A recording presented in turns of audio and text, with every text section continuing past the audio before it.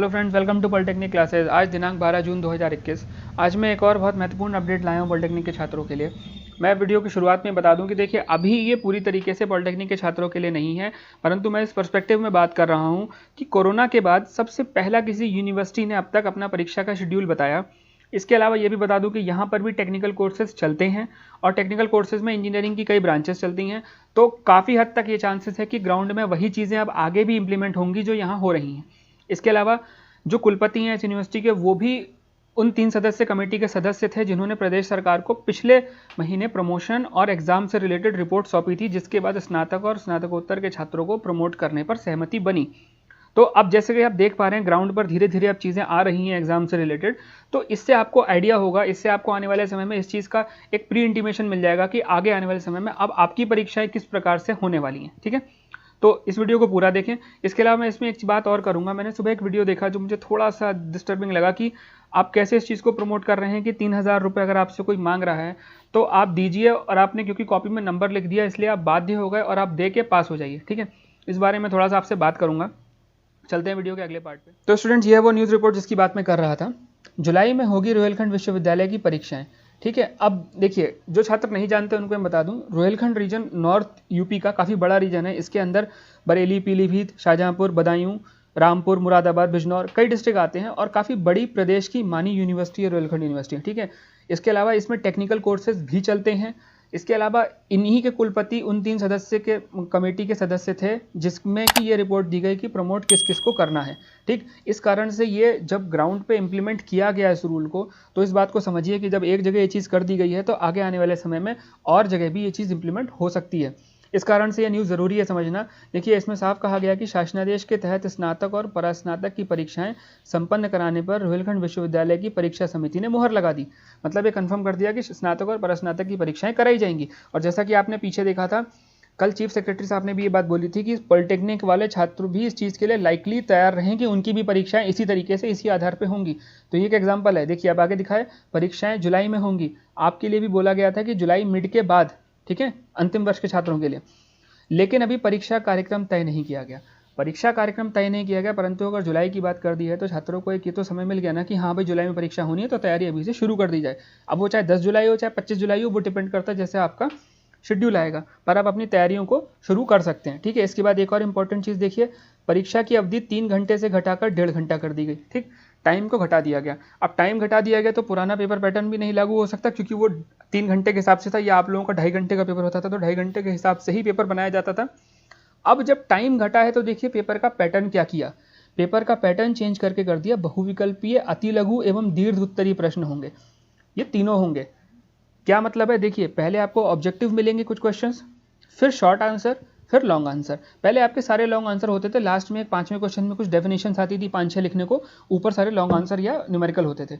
बहुविकल्पीय में क्या है, एक क्वेश्चन 4 ऑप्शन। अगर आपको 10 क्वेश्चन भी दिए हैं, 4 ऑप्शन से एक एक लगाने में कितनी देर लगेगी, 5 मिनट, 10 मिनट मुश्किल से आप ये कर लोगे। इसका अतु लघु उत्तरीय में 2-2, 3-3 लाइन के आंसर होते हैं, वो आप आधे घंटे में अधिक से अधिक कर लोगे।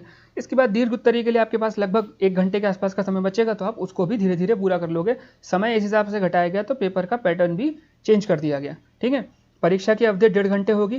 प्रत्येक विषय का सिर्फ एक ही प्रश्न पत्र होगा। प्रथम वर्ष या सेमेस्टर के छात्र प्रोन्नत किए जाएंगे, ये बहुत इंपॉर्टेंट चीज़ है। फर्स्ट ईयर के जो सेमेस्टर वाले छात्र हैं उनको प्रमोट कर दिया जाएगा। अभी यहाँ पर कहीं भी सेकेंड ईयर या किसी भी प्रकार की बात नहीं कही गई और ना ही किसी और ईयर के लिए बोला गया, तो जितना है मैं आपको उतना ही बताऊंगा। उनकी परीक्षाएं नहीं होंगी, मतलब फर्स्ट ईयर की परीक्षाएं नहीं होंगी, उनको प्रमोट कर दिया गया है रोहिलखंड यूनिवर्सिटी द्वारा।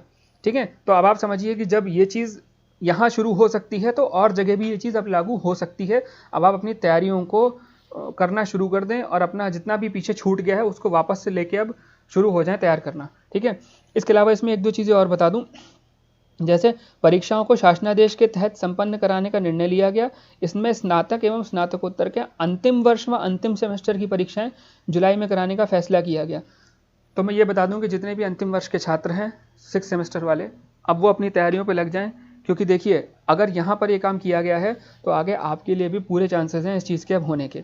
और जैसा कि मैंने पिछले वीडियो में आपको सचिव साहब की एक रिपोर्ट दिखाई थी जिसमें साफ बोला गया था कि मिड जुलाई के बाद हम परीक्षाएं कराने की सोच रहे हैं। तो अब आप इंतजार मत करिए कि जिस दिन आपकी डेट शीट आएगी उस दिन तैयार करेंगे, अब आप शुरू कर दीजिए, क्योंकि एक यूनिवर्सिटी ने इस चीज़ को लागू कर दिया है, आगे आने वाले समय में बहुत जल्दी ये आपके लिए भी होने वाला है। ठीक है, इसमें कुछ इंपॉर्टेंट चीज़ और बची, वो भी मैं आपको बता दूं। जैसे इसमें एक है स्वकेंद्र परीक्षा प्रणाली होगी लागू। ठीक, परीक्षा प्रणाली स्वकेंद्र होने से मतलब क्या है कि देखिए ग्रेजुएशन में क्या होता था कि जब एग्जाम जिस आप सेंटर में जिस कॉलेज में आप पढ़ते हो, एग्जाम सेंटर दूसरा कॉलेज बनता है, वहाँ कभी एग्जाम नहीं होता, तो वो छात्रों को दूसरे सेंटर पे जाना पड़ता था। आपके यहाँ तो सेम कॉलेज सेम सेंटर का प्रोसेस चलता है, ठीक है, परंतु अभी क्योंकि छात्र घर पे हैं, ठीक है, और अगर सेंटर से जाएंगे, प्रदेश में छात्र अलग अलग जिलों में पढ़ते हैं, अलग अलग जिलों में रहते हैं, तो वो आने जाने का जो ट्रैवल कम्यूट होगा, उस चीज़ के लिए देखिए इन्होंने क्या बोला कि दूसरे केंद्र पर परीक्षाएं संपन्न कराने से छात्र शिक्षकों के आवागमन एवं प्रोटोकॉल के पालन में चूक से संक्रमण की आशंका के चलते स्वकेंद्र परीक्षा प्रणाली लागू करने का निर्णय लिया गया। ठीक, अब इस बात के हिडन मीनिंग को समझिए। जो कल रिपोर्ट आई थी उसमें यह कहा गया था कि ऑनलाइन परीक्षा, कंप्यूटर से, मोबाइल से, इसके अलावा होम एग्जामिनेशन, ठीक है, यहाँ पर भी उस चीज़ को फॉलो किया गया। तो हो सकता है बिल्कुल कि ये परीक्षाएं इस प्रकार से हों कि जो आपका नियरेस्ट एग्जाम सेंटर है आप वहाँ जाके एग्जाम दे सकें। ज़रूरी नहीं है कि आपको एग्जाम देने अपने मेन सेंटर पर ही जाना पड़े। इस प्रकार का भी ये प्रपोजल चल रहा है, ठीक है। और यहाँ पर इसका मतलब ये था ग्रेजुएशन में कि स्वकेंद्र परीक्षा प्रणाली में जिस कॉलेज में आप पढ़ते हैं उसी में परीक्षाएं कराई जाएंगी। बस जो आपका जो इन्विजिलेटर होंगे वो बाहर से आएंगे, क्योंकि उस केस में क्या होगा, अगर सब वहीं के रहेंगे तो फिर परीक्षा नकल विहीन नहीं हो पाएगी, परीक्षा में नकल कराने के चांसेस बढ़ सकते हैं, ठीक है। तो ये था इस पूरे न्यूज़ का। इसका क्रक्स ये है कि देखिए अब क्योंकि एक जगह ये चीज़ शुरू हो गई है तो आने वाले समय में बहुत जल्दी देखने को मिलेगा दूसरी जगहों पे। तो जो लोग अपनी तैयारियां रोक के प्रमोट होने के लिए इंतज़ार में बैठे हैं वो अपनी तैयारियां शुरू कर दें। देखिए पढ़ाई आज करेंगे, आगे आपको बेनिफिट भी देगी। इसके अलावा अगर एग्जाम हो जाएंगे उस केस में आपको एग्जाम में भी अच्छे मार्क्स मिल जाएंगे। तो प्लीज़ अपनी तैयारियों को आप ग्राउंड पर ले आइए। तो स्टूडेंट्स, जैसा कि इस वीडियो से अब तक आप समझ गए होंगे कि आपकी परीक्षाएं अब किस तरीके से हो सकती हैं आने वाले समय में, और आपको अब तैयारी को अपने किस तरीके से आगे बढ़ाना चाहिए। मैंने आपको एक रियल एग्जांपल देके समझा दिया कि अब आपको परीक्षाओं में क्या करना है, ठीक है। इसके बाद मैं इस वीडियो के दूसरे पार्ट में ले जाऊंगा जहां पर मुझे इस चीज़ के बारे में बोलना थोड़ा ज़रूरी है कि देखिए परीक्षाएं नकल विहीन कराना या मूल्यांकन को बिल्कुल एकदम सही तरीके से कराना, ये बहुत बड़ी जिम्मेदारी रहती है।